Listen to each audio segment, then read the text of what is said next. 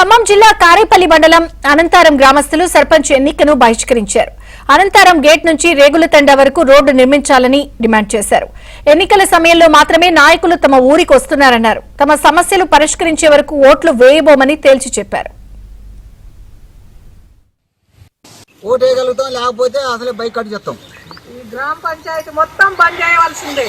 అంతా అధికారులు నిర్లక్ష్యంగా చేసి మా రోడ్డు 2000 నుంచి శాంక్షన్ అయిన రోడ్డు కానీ ఏ మంత్రి కూడా మా ఊరు రాలేదు. ఓట్ల కోసం వస్తారు. వాళ్ళకి కళ్ళు కనపడట్లేదేమో మా ఊరు ఎలా ఉన్నది అని కూడా వాళ్ళు మా ఊరిని ఎందుకు ఇట్లా నిర్లక్ష్యం చేసి పట్టించుకోవట్లేదో మాకు అర్థం కావట్లేదు.